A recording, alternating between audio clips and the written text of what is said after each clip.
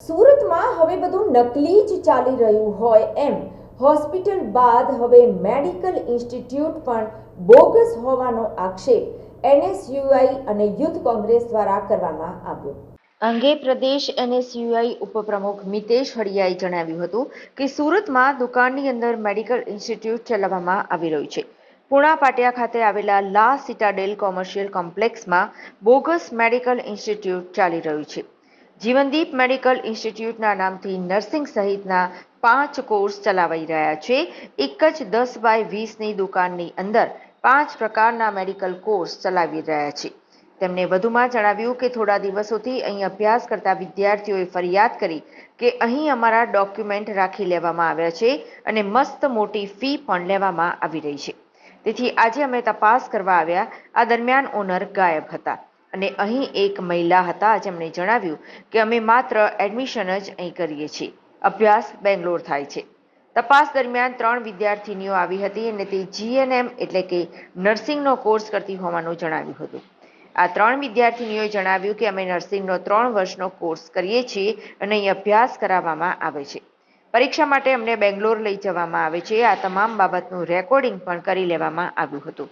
ત્યારબાદ એનએસયુઆઈ અને યુથ કોંગ્રેસ દ્વારા પેરામેડિકલ કાઉન્સિલમાં પણ કોલ કરીને આ અંગે તપાસ કરવામાં આવી હતી, જેમાં સ્પષ્ટ કહ્યું કે જો દુકાનમાં ઇન્સ્ટિટ્યૂટ ચાલતું હોય તો તેની માન્યતા આપવામાં ન આવી હોય। પેરામેડિકલ કાઉન્સિલે એનએસયુઆઈ અને યુથ કોંગ્રેસે જણાવ્યું હતું કે માત્ર એક દુકાનમાં મેડિકલ ઇન્સ્ટિટ્યૂટ ચાલતું હોય અને તેની પરીક્ષા અન્ય કોઈ રાજ્યમાં આપવા લઈ જવામાં આવતા હોય તો તેવા કોઈ પણ મેડિકલ ઇન્સ્ટિટ્યૂટને માન્યતા આપવામાં આવતી નથી। ગુજરાતની માન્યતા હોય તો જ અહીં અભ્યાસ કરાવી શકે, અન્ય રાજ્ય અથવા બેંગ્લોરના અહીં એડમિશન પણ ના કરી શકે। જી છેલ્લા 4-5 દિવસથી વિદ્યાર્થીઓના અમને ફોન આવ્યા કે આ રીતે અહીંયા બોગસ ઇન્સ્ટિટ્યૂટ ચાલી રહ્યું છે। ત્યારે આજરોજ અમે જ્યારે રૂબરૂ પુણા પાટિયા ખાતે આવેલ સિટાડેલ કોમ્પ્લેક્સની અંદર જીવનદીપ મેડિકલ ઇન્સ્ટિટ્યૂટ નામની સંસ્થા જે કોમ્પ્લેક્સની અંદર આવેલી 15 બાય 25ની દુકાનમાં ચાલી રહ્યું છે તેની રૂબરૂ અમે આવીને દેખરેખ કરી અને જોયું તો અંદર સંચાલક હાજર ન હતા અને સંચાલક દ્વારા સ્ટાફને અહીંયા જે હાજર હતા એમની સાથે વાતચીત થઈ તો જાણવા મળ્યું કે અહીંયા જીએનએમ અને ડીએમએલટી જેવા પેરામેડિકલના અને મેડિકલના કોર્સ ચાલી રહ્યા છે જે અનલીગલી છે। અને અમને પૂછ્યું કે તમે જીએમસી અને આઈએમસીની પરમિશનથી ચાલી રહ્યા છે અથવા તો કઈ યુનિવર્સિટી સાથે સંકળાયેલા છે। ત્યારે જાણવા મળ્યું કે કર્ણાટકની બેંગ્લોર યુનિવર્સિટી સાથે સંકળાયેલા છે અને અહીંથી વિદ્યાર્થીઓને બેંગ્લોર ખાતે પરીક્ષા આપવા લઈ જવામાં આવતા હોય છે।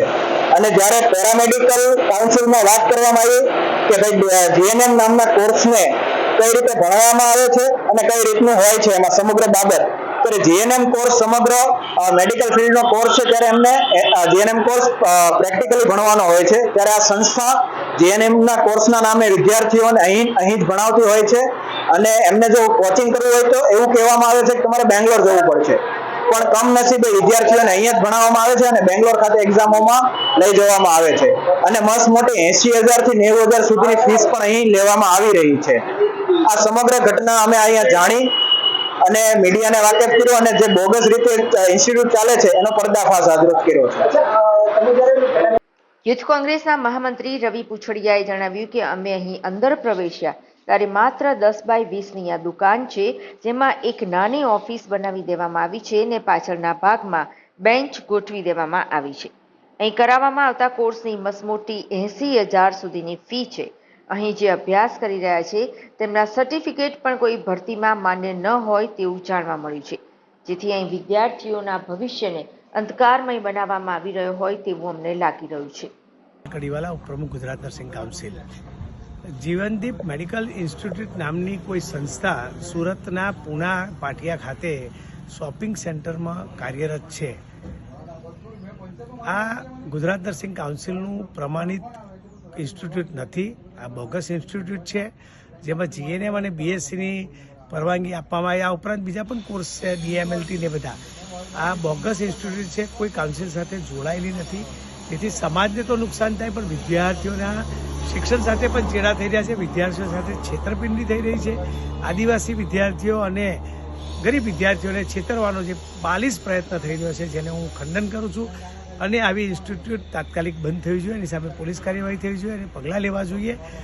અને આવા ઇન્સ્ટિટ્યૂટમાં જો બાળકો અભ્યાસ કરે અને બહાર આવે તો એ પ્રમાણપત્ર પણ કોઈ જગ્યાએ ના ચાલે. અને ધારો કે કોઈ પ્રાઇવેટ હોસ્પિટલમાં જાણે અંજાણે એને કદાચ કંઈ નોકરી આપી દેવામાં આવે તો એ દર્દી સાથે પણ જોખમ જીવનું ઊભું કરી શકે છે. આવી જીવનદીપ મેડિકલ ઇન્સ્ટિટ્યૂટ નામની કોઈ સંસ્થા નર્સિંગ કાઉન્સિલના રેકોર્ડ પર નથી, જેથી તેની સામે કડક કાર્યવાહી થવી જોઈએ એવું મારું માનવું પણ છે અને મારી રજૂઆત પણ છે.